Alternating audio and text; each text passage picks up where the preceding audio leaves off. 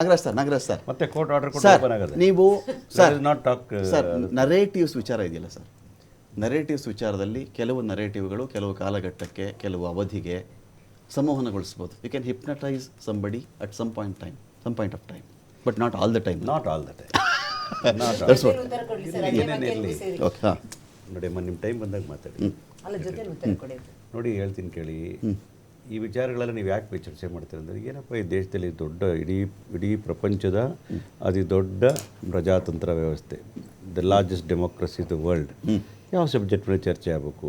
ಮನುಷ್ಯನ ಏಳಿಗೆ ವಿಚಾರ, ವಿದ್ಯಾಭ್ಯಾಸದ ಬಗ್ಗೆ, ಆರೋಗ್ಯದ ಬಗ್ಗೆ, ಆಮೇಲೆ ಇರ್ತಕ್ಕಂಥ ಸ್ಟ್ಯಾಟಿಸ್ಟಿಕ್ಸಲ್ಲಿ what is the health rate today. 235 India ಕೂಟ 235 ಜಿಗಿದ್ರು, NDA 290 ಇಳಿತಾ ಇದೆ. ಹೌದು, ಇಳಿತಾ ಆಲ್ಮೋಸ್ಟ್ 5 ಸೀಟ್ಸು ಈಗ ಸ್ವಿಂಗ್ ಆಗಿದ್ದು ಸ್ವಲ್ಪ ನೋಡಿದೆ.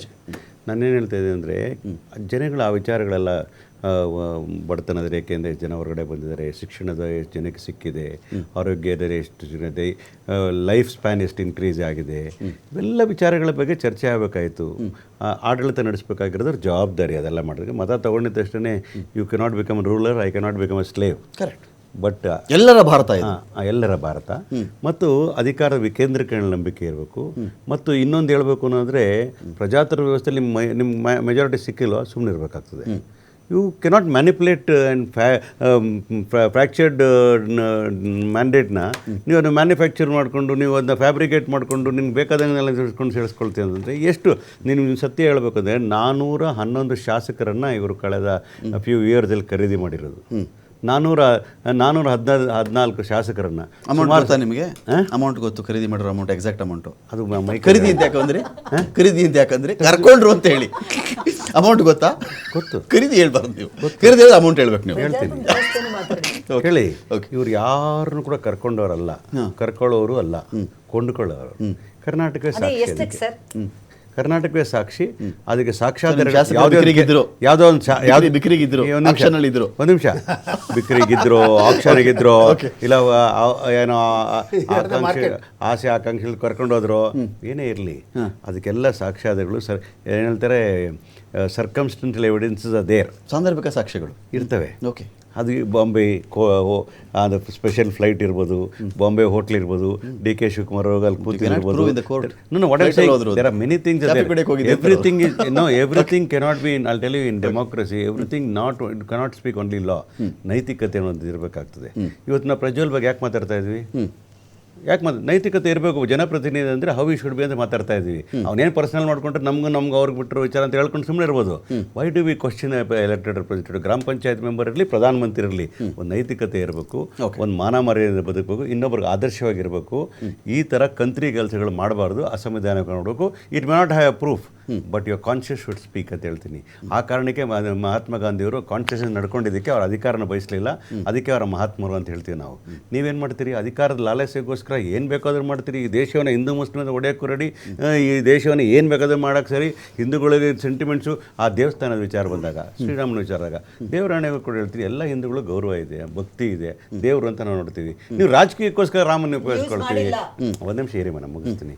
ರಾಜಕೀಯಕ್ಕೋಸ್ಕರ ಯೂಸ್ ಮಾಡ್ಕೊಳ್ತಕ್ಕಂಥದ್ದು, ನೀವು ಹುಟ್ಟಾಕೊಂಡು ಬಂದಿದೆ, ರಥಯಾತ್ರೆ ಮಾಡಿದ್ದೆ, ಅಯೋಧ್ಯೆ ಮಾಡಿದ್ದೆ, ರಾಜಕೀಯ ಸಂಘಟನೆ ಮಾಡಿದೆ. ಪಾಪ ಅದ್ವಾನಿ ಅವರು ಮಾಡಿ, ಪಾಪ ಇವತ್ತು ವಯಸ್ಸಾದವರು ಇದ್ದಾರೆ.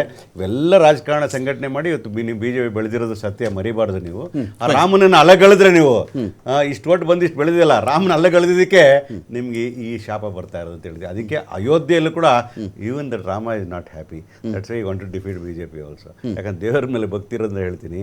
ಇವರ ಒಂದೊಂದು ಅನಾಚಾರನ ಮುಂದಿನ ದಿನಗಳಲ್ಲಿ ತೆರಡಿರ್ತಾರೆ. ರಮಾಕಾಂತ್ ಅವರು ಚರ್ಚೆ ಮಾಡೇ ಮಾಡ್ತಾರೆ. ಯಾಕಂದ್ರೆ highest corruption is been done in this government ಅಂತ ಹೇಳ್ತಾ ಇದೀನಿ ಕೇಳಿ. 1-2 ರೂಪಾಯಿ ಅಲ್ಲ. ಕೊರೋನಾ ವಿಚಾರದಲ್ಲಿ ಕೂಡ ಕೋಟ್ಯಾಂತರ ರೂಪಾಯಿ loot from top to bottom. ಇದೆಲ್ಲ ಎಷ್ಟು ಜನರ ಮನೆಗಳು ಹಾಳಾಗಿದೆ, ಎಷ್ಟು ಜನರು ಸತ್ತಿದ್ದಾರೆ. ಅದ್ರ ಶಾಪ ಹೇಳ್ತಾ ಇದ್ದೀನಿ ಕೇಳಿ. The truth will come out one day. You cannot hide the truth in Indian democracy. ಇದು ಭಾರತ ಅಂತ. ವ್ಯವಸ್ಥೆ ಬಗ್ಗೆ ಕೇಳಿದೆ, ನೀವು ಅದಕ್ಕೆ ಉತ್ತರನೇ ಕೊಟ್ಟಿಲ್ಲ. ರೀಪೋಲ್ ಆಗಿದ್ರು ನೀವು ಏನಕ್ಕೆ ಅವ್ರಿಗೆ ಕೇಳಿಲ್ಲ? ನಾನು ಕೇಳಿದೆ ಅವಾಗಲೇ, ಅದಕ್ಕೆ ನಾನು ನಿಮ್ಮ ಪ್ರಶ್ನೆಗೆ ಉತ್ತರನೇ ಕೊಡಲ್ಲ. ಯಾಕಂದ್ರೆ ನೀವು ಸೋತಿರೋರು. ಅಲ್ಲಿ ನೋಡಿ 64 ಮೈನಸ್ ಆಗುತ್ತೆ, 235 ಬಂದಿದೆ. ತಿಳ್ಕೊಳ್ಳಿ. ಇಷ್ಟು ವಿರೋಧದ ನಡುವೆ 142 ಸೀಟ್ ಪ್ಲಸ್ ನಮ್ದು, ಒಂದು ಮಾತು ನಿಮ್ದು 64 ಮೈನಸ್. ಹೇಳಬೇಕು, ಮಾತೆತ್ತಿದೆ ರಾಮ ಮಂದಿರ ಎಲ್ಲ ಮಾಡಿದ್ದು ನಿಜ. ಎಲ್ಲೂ ಕೂಡ ನಾವು ರಾಜಕೀಯವಾಗಿ ರಾಮ ಮಂದಿರ Rama also is not happy. ನೀವು ಆ ಮಾತನ್ನು ವಾಪಸ್ ತಗೊಳ್ಳೇಬೇಕು. ಮತ್ತೊಮ್ಮೆ ಒಂದು ಮಾತಿಲ್ಲಿ ರಮಾಕಾಂತ್ ಯಾವಾಗಲೂ ಹೇಳ್ತಾರೆ, ಅವರು ವಿರೋಧ ಗವರ್ಮೆಂಟ್ಗೆ ಯಾವುದಿದೆ ವಿರೋಧ ಕ್ವಶನ್ ಕೇಳೋರೆ ಅವರಿಗೂ ಸಮೇತ ವಿವರಿಸಿಗೂ ನಾನು ಹೇಳ್ತೀನಿ. 1 ಲಕ್ಷ ರೂಪಾಯಿ ಅವರು ಪ್ರತಿ ಮಹಿಳೆ ಅಕೌಂಟ್ ಹಾಕ್ತಾರಂತ ಹೇಳಿದ್ರಲ್ಲ, ಒಂದು ವೇಳೆ ಅವರು ಬಂದಿದ್ರೆ ನಾನು ಗಂಭೀರವಾದ ಒಂದು ಇದನ್ನೇ ಹೇಳ್ತೇನೆ, ಒಂದು ಇಂಪಾರ್ಟೆಂಟ್ ವಿಷಯ ಹೇಳ್ತೇನೆ. 1 ಲಕ್ಷ ಒಂದು ಮಹಿಳೆಯರ ಅಕೌಂಟ್ಗೆ ಹೋದ್ರೆ ಕೊಟ್ರೆ ಫ್ರೀ ಆಗಿ, ನಿಜಕ್ಕೂ ದೇಶದ ಕತೆ ಏನಾಗ್ಬೇಕು? ನೀವು ಇದನ್ನು ಒಂದು ಹೇಳಿ, ನಿಜವಾಗ್ಲೂ ಇದು ಆಗುವಂತದ್ದ ಅಥವಾ ಎಲ್ಲೂ ಆಗೋದೇ ಇಲ್ಲ, ಹೆಂಗಾದ್ರೂ ಮಾಡಿ ಡಿಸ್ಟರ್ಬ್ ಮಾಡೋಣ, ಪಾಪ ಮಹಿಳೆಯರ ಆಸೆ ಪಡ್ಲಿ ಅಂತ ಮಾಡಿದ್ರ? ಇದೊಂದು ನಿಜವಾದ ಒಂದು ಇಂಪಾರ್ಟೆಂಟ್ ಮ್ಯಾಟರ್ ನಾನು ಹೇಳಿದ್ದು.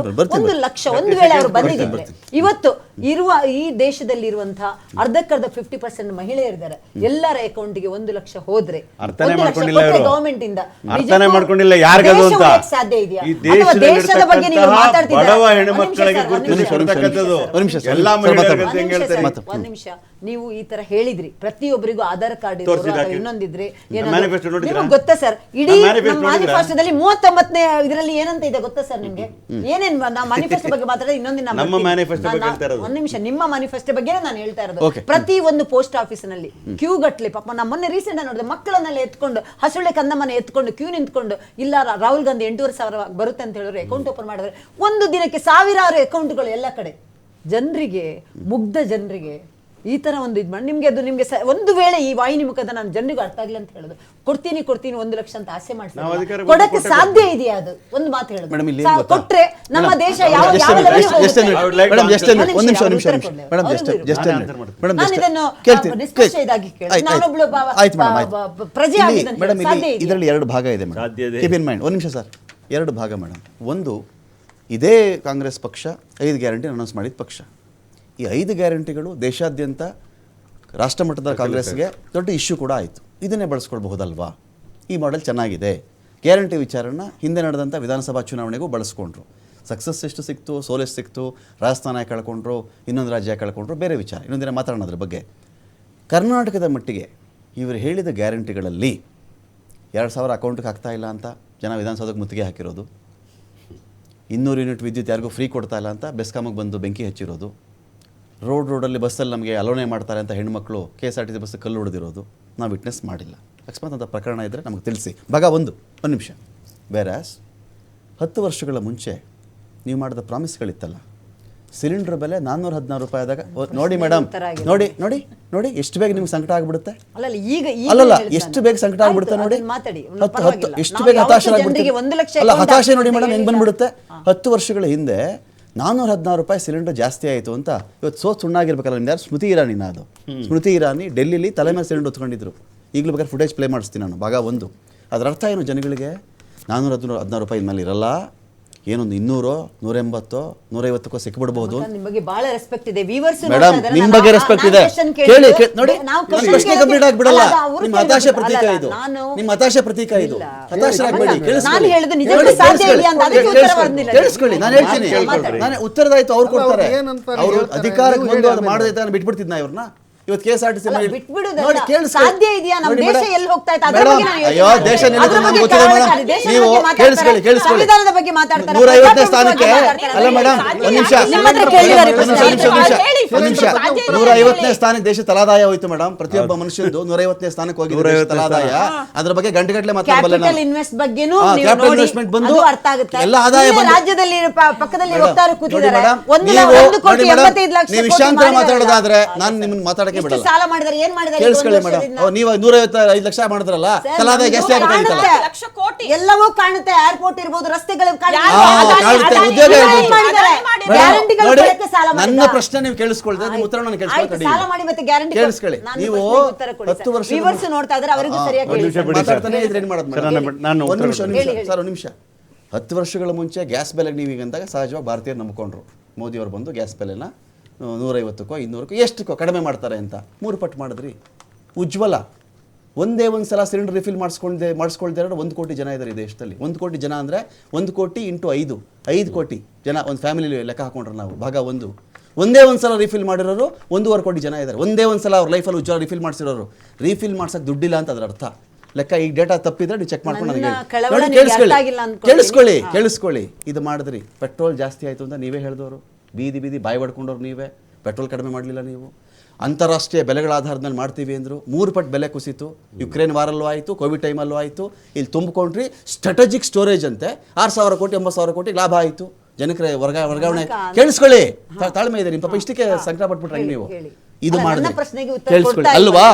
ನಾನೇನಾದ್ರು ಇಲ್ಲಿ ಕೇಳಿಸ್ಕೊಳ್ಳಿ, ಇವ್ರ ಗ್ಯಾರಂಟಿ ಹೇಳಿ ಅದನ್ನ ಜಾರಿ ಮಾಡದೆ ನಾಟಕ ಆಡಿದಿದ್ರೆ ಇದೇ ನಾಗರಾಜ್ ಯಾದವ್ ಬಿಡ್ತಿರಲ್ಲ ನಾನು. ಇಲ್ಲಿ ಕೇಳಿಸ್ಕೊಳ್ಳಿ ಮೇಡಮ್, ಕೊಡಬಹುದು. ಅವ್ರು 1 ಲಕ್ಷ ಅವ್ರ ಅಧಿಕಾರಕ್ಕೆ ಬಂದು ಕೊಡದೇ ಇದ್ದಾಗ ನಾನು ಅವ್ರನ್ನ ಬಿಡ್ತಿರ್ಲಿಲ್ಲ. ನಾನು ಇಟ್ಕೊಂಡು ನಾನೇನ್ ಮಾಡ್ಲಿ ಮೇಡಮ್, ಅವ್ರು ನಾನು ಕೇಳೋದು ರಮಾಕಾಂತ್ ಸರ್, ನೀವೇನ್ ಕೊಟ್ಬಿಟ್ಟಿದ್ದೀರಿ? ರಮಾಕಾಂತ್ ಸರ್, ಏನ್ ಕೊಟ್ರು ಹೇಳಿ ನೋಡೋಣ. ಕಳವಳ ಅಲ್ಲ. ರೈತರ ಬಗ್ಗೆ ಮಾತಾಡ್ತಾರೆ, 4,000 ರೂಪಾಯಿ ಇಲ್ಲಿ ಕೊಡ್ತಾ ಇದನ್ನು ಸ್ಟಾಪ್ ಮಾಡಿದ ಅದ್ರ ಬಗ್ಗೆ ಯಾವತ್ತೂ ಮಾತಾಡಲ್ಲ. ರೈತರ ಬಗ್ಗೆ ಮಾತಾಡ್ತಾರೆ.